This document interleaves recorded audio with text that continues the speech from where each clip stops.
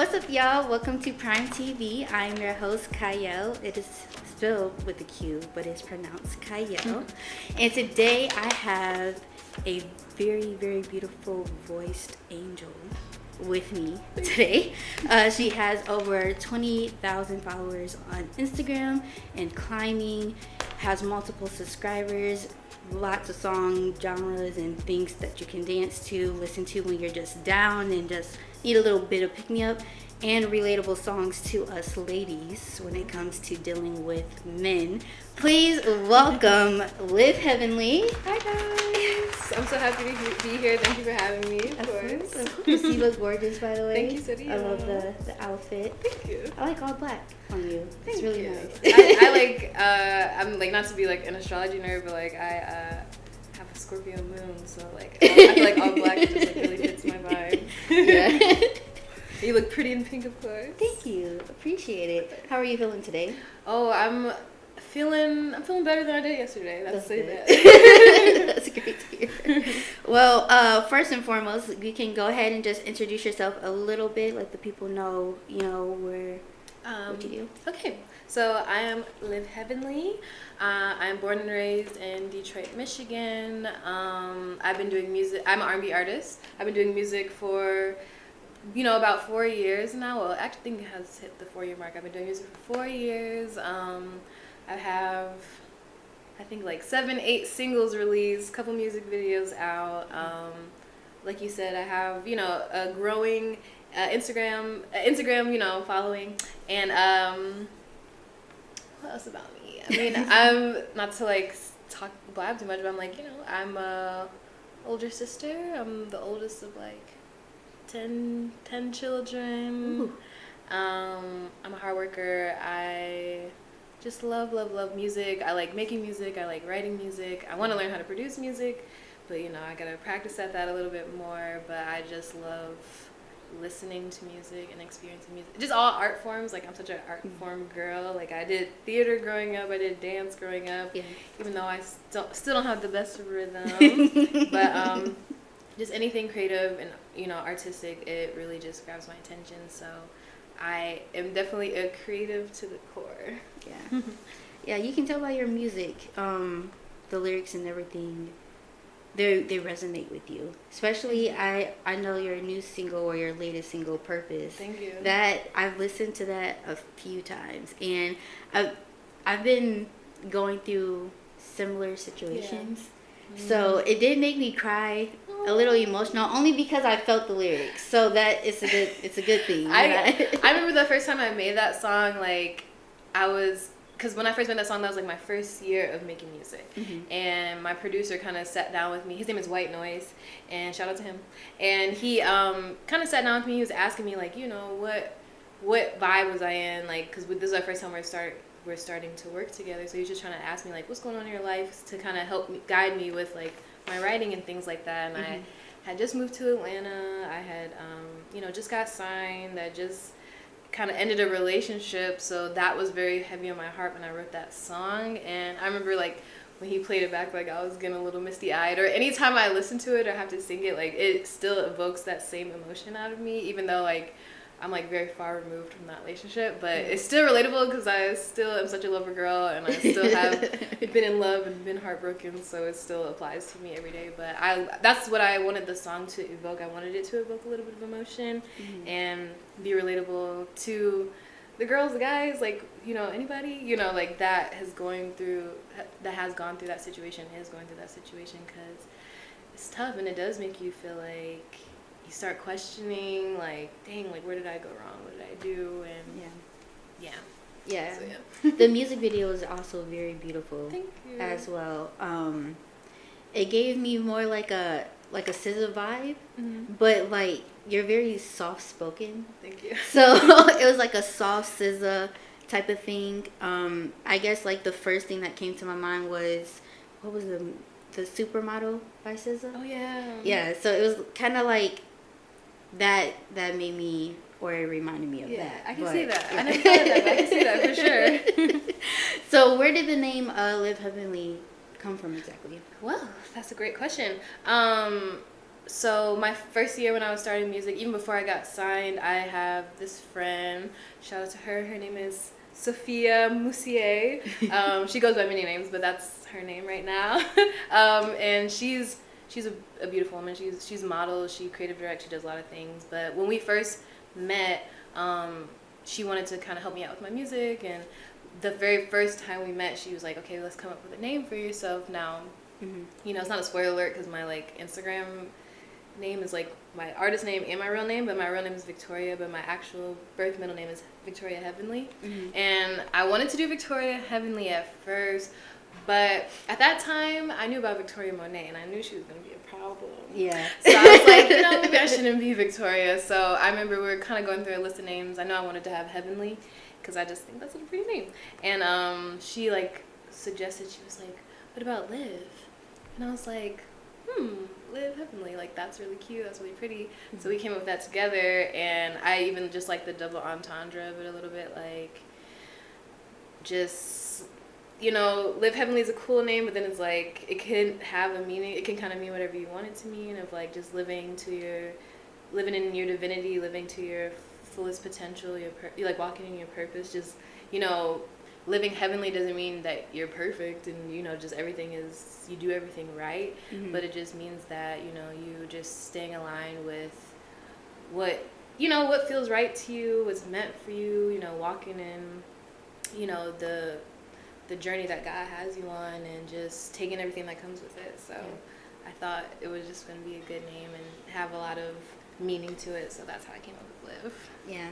Does it bring a lot of attraction, or do you feel like it brings a lot of attraction to you? I think anyone that hears that name, they think is like interesting, like they think it's really interesting and cool, or I don't know, I can't say they think it's cool, but they might think it's interesting, or just like, you know, they might think it's like Live, but I'm just like, it's Liv, you know, or people be like, "Is your name Olivia?" I'm just like, "Nope, it's just Liv." You know, so I don't know, I think no one's ever really like told me they gravitated towards me because of my name, but I'm sure like if I wasn't Liv Heavenly and I heard somebody named Liv Heavenly, I'd be like, I wonder what they're about, you know, probably think I'm a gospel singer. Yeah.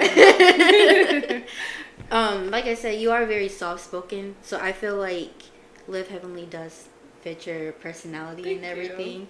I know when I first looked at it, I knew you previously before you made music. So when I looked at it, I was like, Liv Heavenly, is her name Olivia? Wait, no, it's not. Exactly. It's not Olivia. So it did make me start questioning and wondering why I changed it. Yeah, but it was just like Swizzy My Hannah Montana. Yeah, alter ego. So yeah. So how was it growing up with a lot of siblings? Well, I mean, it's a long story because I'm like, my parents had me and my brother Fred. Then they both split up, and both my parents got remarried to different people, and, you know, had children throughout that process. So, and honestly, a big bulk of them have came this past like 4 years of the quarantine. Like my father and my mommy Nikki, they've just had a couple babies back to back since quarantine. So I'm like, they've been getting busy a little bit.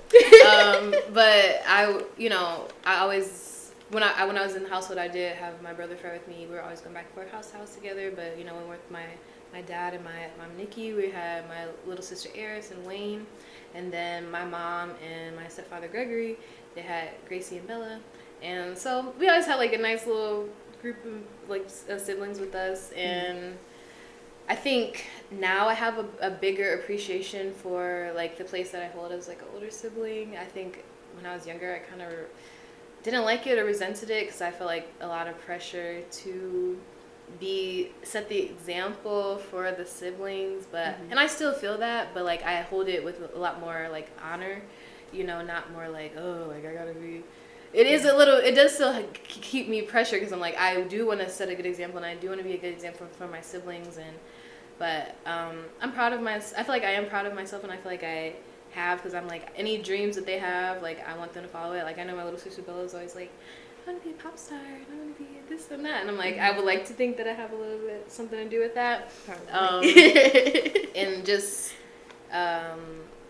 seeing how much that they do, you know, respect and kind of adore me, it absolutely warms my heart. So I didn't like it so much when I was younger, but I was just a moody, excuse my language, kind of bitchy teenager. It was just like all these little siblings. But now that I'm older, like I always love my siblings, but I do have just like so much of a deeper love and appreciation for them. And like I don't have any children, but like they're my babies. Yeah. They are my babies, and I'm very protective over it. Do I want children? Yeah. Yes, but I do want to be married first. You know, I respect like, you know, just having children whenever you want to. But I kind of want to be like a wife and a mother. So I would rather just wait a little bit until I get a little ring on it, and then I will have some babies. But I see a lot of my friends have babies, and I do have baby fever, and I'm like, please, if you have a baby and you don't want to watch it, I'll watch it for you. Right. But, you know, like, I'm, like, still trying to figure out how to take care of myself. So I'm like, you know, I'll wait until I can get a ring on my finger and a husband, and we can raise them up as a family. Because I don't need nobody give me a baby and trying to run off on me, because I will have to hunt them down and make their life a living hell. And I'm serious. Oh man, that's so like the opposite of how I picture you. Yeah. But, I mean, I get it. I understand. Like, I'm chill, but like put a baby in me and try to run off, like you're never, like, you better sleep with one eye open, I swear. Right. So why exactly did you choose the genre for R&B? I think I just grew up on it. I mean, I grew up in a very like Christian household. Like my parents, my father's a pastor, so I grew up on a lot of like gospel and things like that as well. Very heavy gospel background, but you know, my parents weren't like, you know, super strict about it. They were like, there was some music they're like, no, but for the most part, like they had us, like I grew up on listening, my parents listening to like Alicia Keys and John Legend, and my family, especially like, you know, my mom and Nikki's side of the family, huge Michael Jackson fans. Yeah, who else? You know, just like Whitney Houston. A lot of the greats of R&B. There's probably a lot more that I'm just like on the spot blanking out on. Yeah. But I just grew up heavy on R&B, and I always like loved it and had an affinity for it, and just always grew up singing it. So, you know, when it came time for me to like want to make music, that I just knew in my heart of hearts, like that's the type of genre of music I know and love and wanted to recreate and emulate. And even my Uber driver on the way here, like we got in a conversation about like, he's like, he thought I had like a job interview. I was like, you know, I have a interview for my music, and he was like, oh, what genre? And I told him R&B. So he was trying to ask me like, what kind of R&B would you say you have? And I feel like right now I have more of like a pop R&B kind of vibe. Of course, it's like songs like Purpose is a little bit more of like a ballad, or you know, more slow. Mm-hmm. But I've always really wanted to delve into like more of like a neo soul, like alternative R&B vibe, because that's like a lot of the artists that I listen to, they're in that genre, and it really, I have a big affinity for it as well. And I want to kind of get more into that vibe, just like not all like slow music, but just more kind of like easy listening, like laid back music you can just vibe to, you know, night drive, smoke, whatever, like just vibe with it. Like I want to create more vibes, you know. I do like the more upbeat stuff, you know, you kind of gotta do that for industry to like grab people's attention. Mm-hmm. But my heart is in like just more like chill, like Janae Eiko, yeah, kind of vibes, you know. I can see that. Yeah. For sure. Even like mm-hmm. Victoria Monet, mm-hmm. Even down to like the older people like Sade. Yeah, I can see that. I can see that. So is your family supportive of the type of music that you make, considering that you have a... Yes, which is so crazy. You know, like when I was first coming out, you know, they would be like, you know, like maybe you should be a little less explicit. But like, I'm not super explicit in my music, but it's definitely, you know, a day and night from them, from like me being like, yes sir, no sir, like kind of being quiet, to like them listening to me have a few curse words, or you know, talking about, you know, grown-up things, more adult things like in my music. Mm-hmm. But to my core, like I've always wanted to, you know, I don't mind, like there's a line that I don't really want to cross. And it was so, my heart was so warmed on this past, I want to say Thanksgiving. We went to my uncle's house, and you know, they were playing music on the thing. Next thing I know, like, I hear my music come on. I'm like, oh, right there. And, you know, they asked I was sitting at the table with my little brother, you know, my younger brother. He's not little. Younger brother Fred and my mom. And somebody asked them about her about my music. And I never really did. I just always kind of assumed, like, oh, maybe she... I think my family have always been very supportive of me chasing my dreams and following my dreams, but I never really know what they thought about my music because they never really like told me about it. Mm-hmm. But she told me that she liked my music, and she was like, "Oh no, yeah, play this one, play that one, play that one," and you know, like she's just like, you know, I appreciate that I do see that you have a certain boundary or just like a certain line that you're like you don't really want to cross, or you're not willing to cross, mm-hmm. And so. It kind of warmed my heart. I'm like, okay, cool. Like, you guys like my music. I know it might be not as, you know, maybe you want me to do some gospel, but, you know, they do understand that, like, I do have boundaries. Like, I'm not going to be talking about P's and B's and WAPs and all that stuff, because that's not even my personality, you know? But I still love that kind of music. Don't get me wrong. There's no shame in it, but mm-hmm. That's not even, like, I don't even, like, really talk like that in my day-to-day life for real, so, mm-hmm.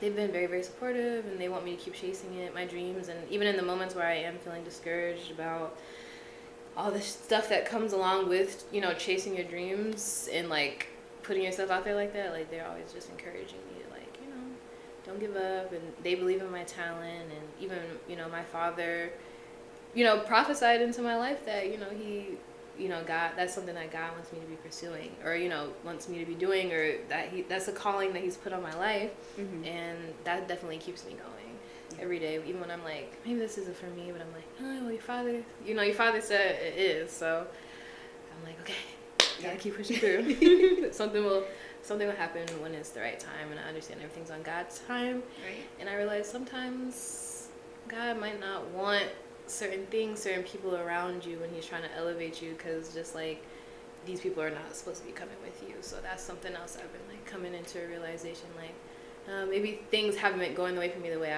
I want them to, because I need to get rid of some dead weight, let's just say. Yeah. I understand that. Yeah. I've been feeling like, at least for the past couple years, I tend to isolate myself.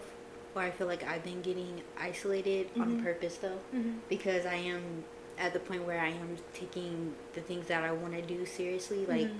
doing the podcast and all that. So I have noticed that a lot of the people that I've had around me before, I mean, I never really had that many people around me, but some of the people that I've had before and I thought was going to be with me, like, to the end of time, you kind of just have to give ourselves some and that doesn't mean you know anybody's a bad person. It's just like we're clearly just headed on different paths, mm-hmm. and that's okay. And like, you know, anybody that I was with me that I wanted to stay with, but maybe things have changed. It's like I don't wish failure. I don't wish anything bad. Like, I just think we should just separate and do our own things and like succeed that way. But you know, clearly us being together is not working out. You know, so right. Like, let's just do our own thing. You know, you going to do great things, I going to do great things, and it be that. You know? Yeah. So when did you start officially taking your music career seriously? And what made you? I mean, like I said, I always grew up loving to be. I was like always in a church play, in a musical, or children's church choir, or you know, doing choir at school, doing talent shows at school, plays at school. Like, I always had an affinity for performing, doing dance, like stuff like that, like being in front of crowds, doing, you know, putting on a show, performing, entertaining. But you know, when I was getting towards, you know, graduating high school, you know, my parents were kind of like, you know, my mom a little bit more, because she just, as a woman, you have a daughter, like, you just want to make sure she's going to succeed, you know, in this life. So, you know, she would kind of want me to focus on things, you know, at that time, focus on things that were a little bit more just realistic, as she would say. So, and that's kind of how I viewed it. Like, maybe these are not realistic things for me. So I went to go and do about 3 years of college. I didn't get a chance to like finish my degree, which I wish I was able to, but I do still want to go back to school and finish it, because I feel like that's important to me. Mm-hmm. but I just didn't have enough money at the time, and honestly, just not enough focus to really like finish out college. So I just kind of took a break on it, and I was going to school. I was going to college outside of the state. I was in California, and then when I moved back, I just started making friends and meeting people that were implemented into like the the art scene of Detroit. And I didn't even, I was a little sheltered as a child. I didn't get out much. I didn't do much. So I didn't even know there was this, amazing scene of, dancers, musicians, singers, all this stuff, artists that was here. I didn't know about it. So once I moved back to college, I was able to get around a little bit, drive myself around and like meet people and see what's out there. I saw that. And even at that time, I was dating someone that was an artist himself. So I was always kind of like observing him and observing his other artist friends. And I was like, wow, like y'all are really pursuing this for real. Like, and y'all are just taking it seriously. And it was very inspiring for me. Like, I was very inspired by just all the creative energy I was around. And I was like, shoot, I'm gonna give it a chance. And I remember like the first thing I did, he helped me do this. Like, I just had like a simple like idea of like a mashup song. It was like Girl by The Internet and Break Up With Your Girlfriend by Ariana Grande. I don't know why one day I was just like in my head, I was in the shower and I was like, these songs can mash up really nice together. So I remember I like told him, and he was like more than willing to help me like put it together in the studio. We like did it in one night, and I was so excited about it. I think I put it on SoundCloud, like posted on my page, like, yeah, I just posted this little mashup, whatever, on SoundCloud. And that's when Sophie, kind of reached out to me like, okay, I see you like starting to drop, drop things. And I was doing covers here and there, just to like dip my toe out into the creative scene of just like, hey, trying to like dip my toe in to be a singer, but just trying to see what kind of reaction I would get. And people were very supportive and were liking what I was doing. So I think that was the first time.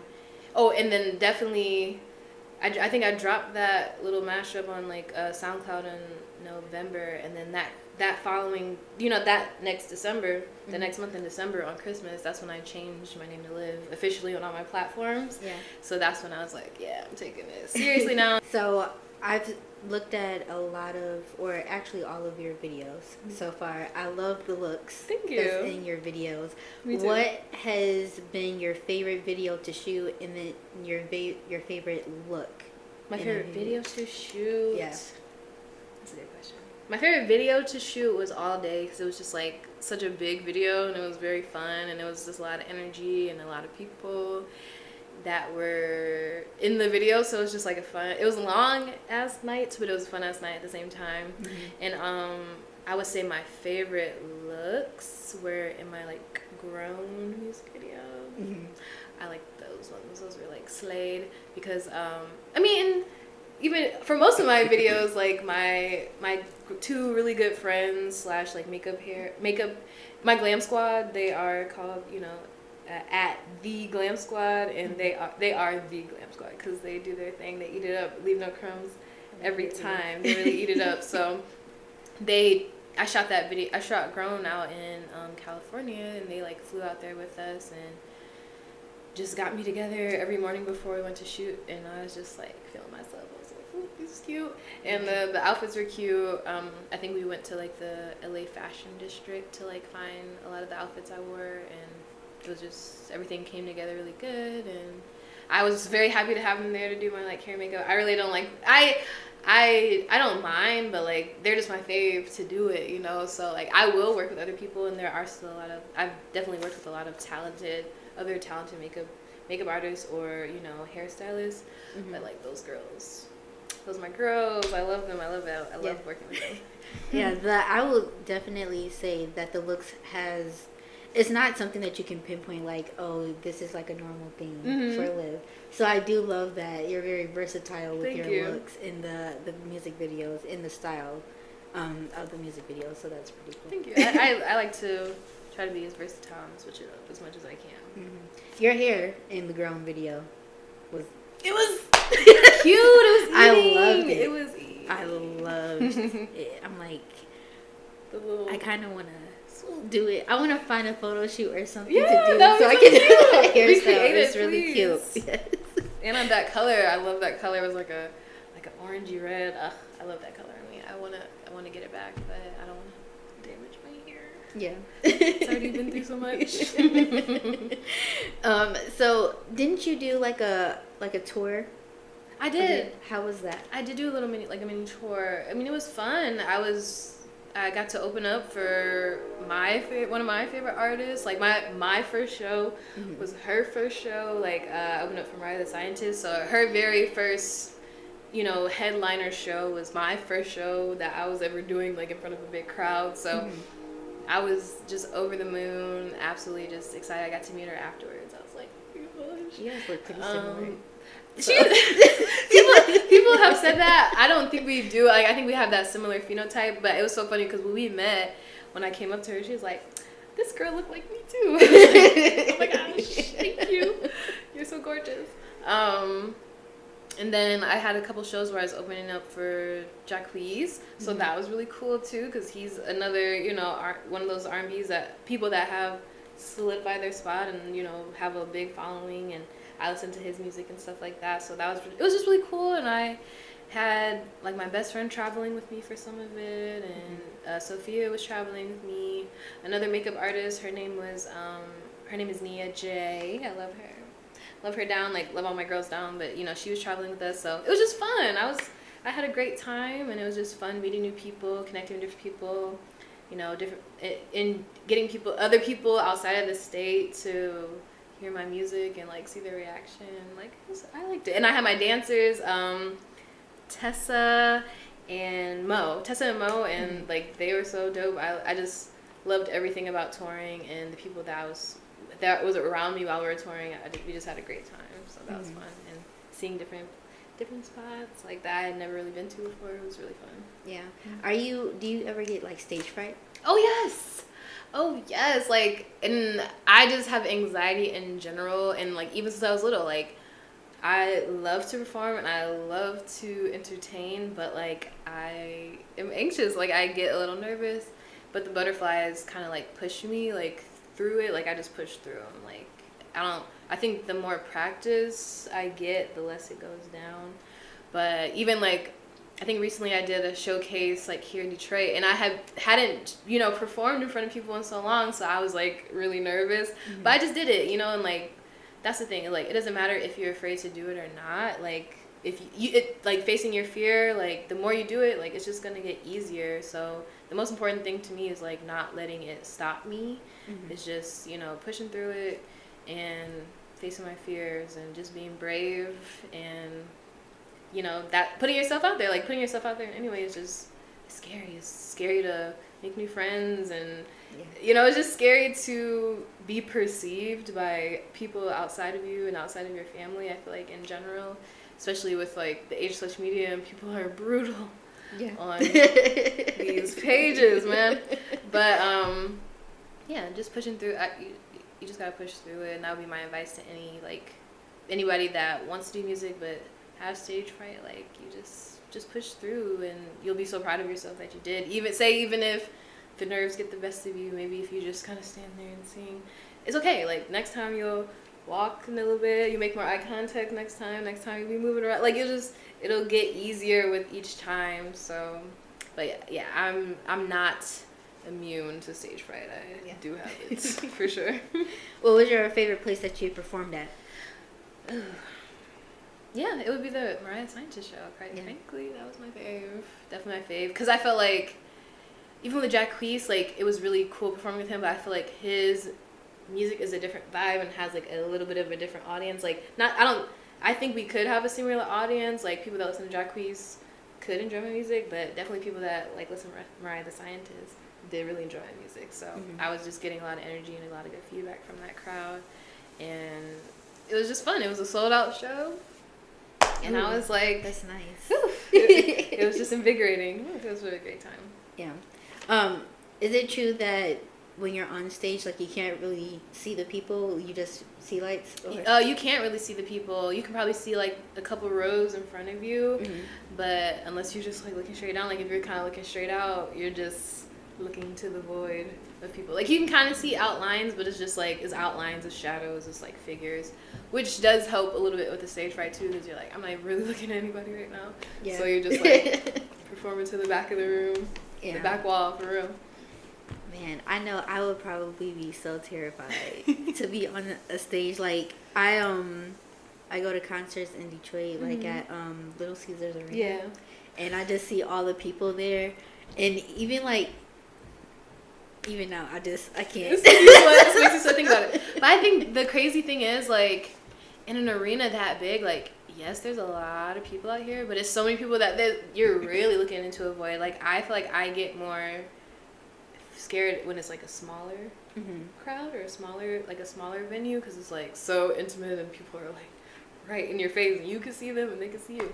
But you know, when you're kind of in a bigger space and there's a lot of people, it's just like, yeah, it's just like the sea of people, you're just kind of like looking into the void. I don't know, maybe that's just me. Like, I'll prefer to be in front of a bigger crowd and like a smaller crowd. Both are gonna make me shit my pants singing, but you know, I can get a little more comfortable faster in a bigger crowd, because it's just like, whatever, it's a lot of people out here, I don't know who's here, I don't really care. But the smaller rooms, it's like, oh, you're right there and I see you and you see me. Like, it's a little bit more nerve-wracking for me personally. Yeah. So what do you think that your music brings or offers the world that's different compared to other artists?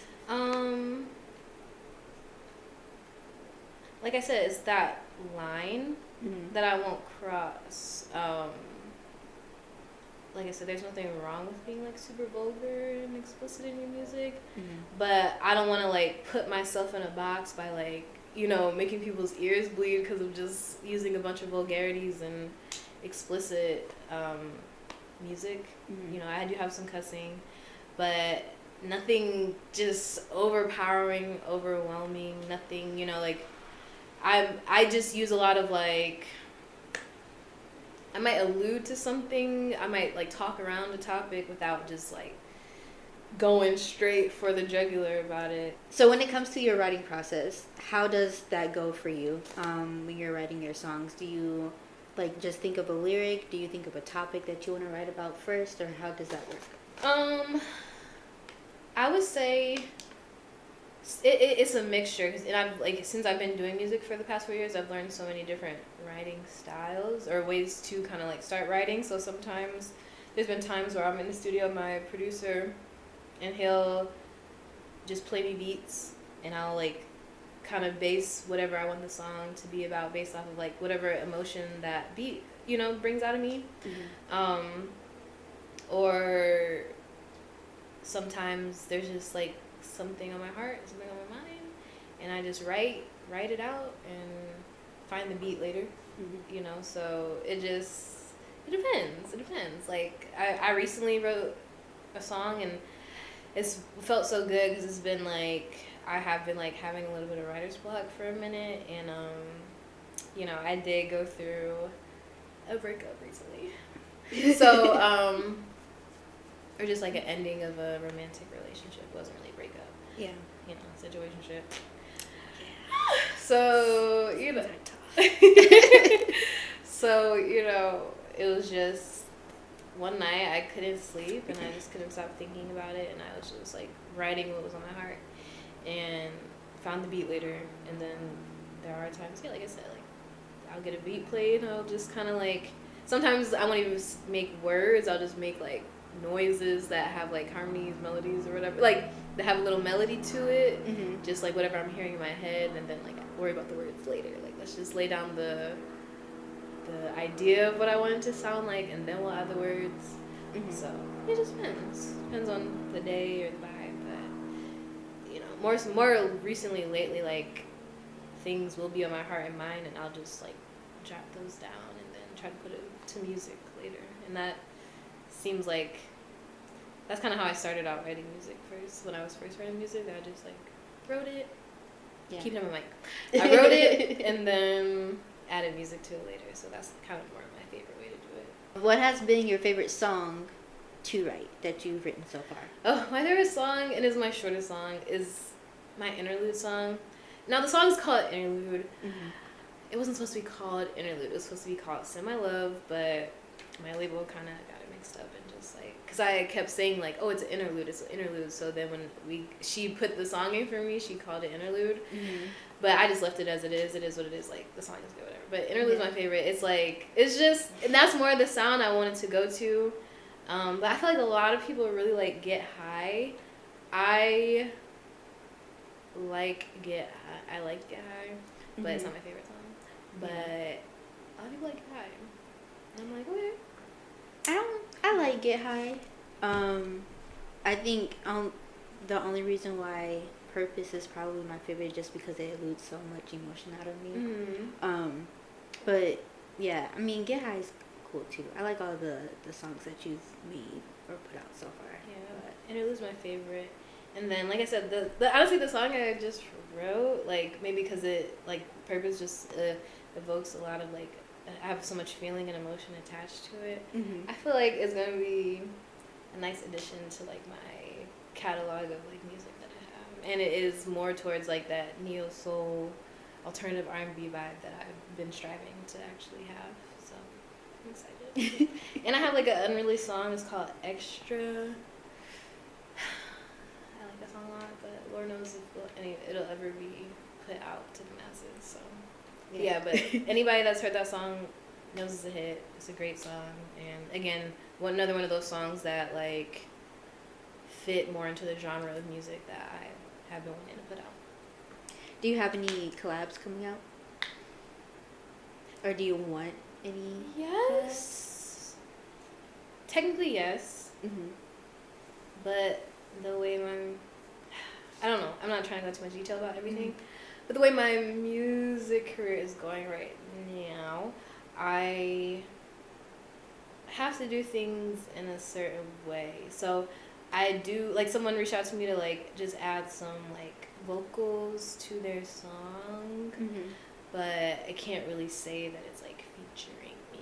Like, I can be in the song credits, but it can't be, like, it's not really, like, a feature because I can't say that it's like me being featured, but I am in the song. So, and I just kind of did that this week. So yeah, and I mean, I have made some collabs. I have a couple collabs that are out already right now. One of my main collabs, I think the only one I have out. Actually, I'm talking like I have a lot.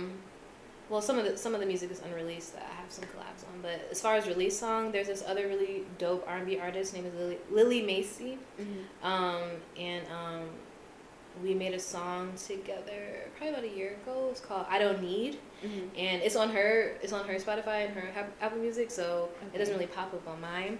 But it's a really fun ass girl power song. Like it reminds you of like those early 2000 like. You know, just girly song, girl power songs. Like, it's like the premise of it is like talking about how we don't need a man, pretty much. And the music video is really cute. It's very LGBTQ. Just like, I don't know how to explain it. Like, when we made the song, it wasn't really supposed to be like LGBTQ, but like the way the music video kind of went to was like, yeah, we don't need men because we have girls. So it was like a fun music video to make, and she's very, very talented, and she's doing her thing as well, and she's worked with a lot of like great people in the industry as well. So I'm glad that I was able to be kind of like work with her, like catch her all I can, quite frankly, because now she's going on to do really big things, and I'm very, very proud of her, and I'm definitely rooting for Lily, and I wish nothing but absolute success to her in her career. But we have that collab. I have like some collabs, like I said, that are unreleased, and the song that I have some like vocals in the background. So yeah. Is there, so if you had a choice with anyone that you could collab with, who would it be? That's a hard question. Dead or alive? Dead or alive? Yes. I mean, there's a lot of people I would want to collab with, but what would make sense for me, I would say her, Alicia is definitely Mariah the Scientist. Maybe McGill. Love him. I'll name like one more. And honestly, I'll say a Detroit artist. Because I love Detroit artists. I would say that's hard to say.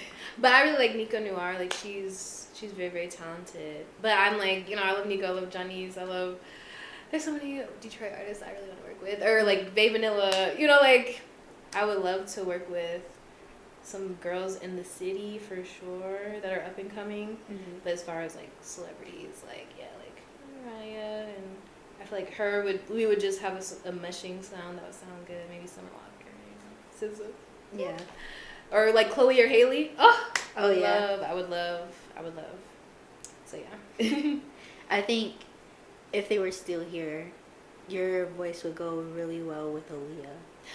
Ooh, yes. I didn't think of that. When I first came out, people were trying to be like, "You're the new Aaliyah, you're the new Aaliyah." I'm like, no, I'm not the new Aaliyah. I'm just Liv. But I would have definitely loved to work with her if she was still around, or if we were like if I was maybe bored. Like I was bored when she was out, but like maybe her age or doing music around that time. I feel like that would have been a really cool, like dope collab to have.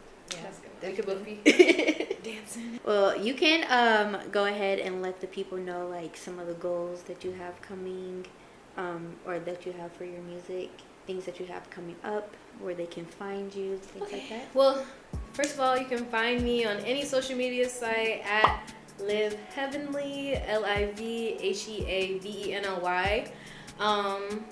Like I said, I'm a signed artist, but I'm trying to transition into being a little bit more independent. So if you could do me a huge favor and give my SoundCloud a follow, because I'm gonna be dropping music more on there. I want to drop it on like Spotify, Apple Music, but things are a little complicated right now. So SoundCloud will be kind of my main way I'm dropping music at the moment.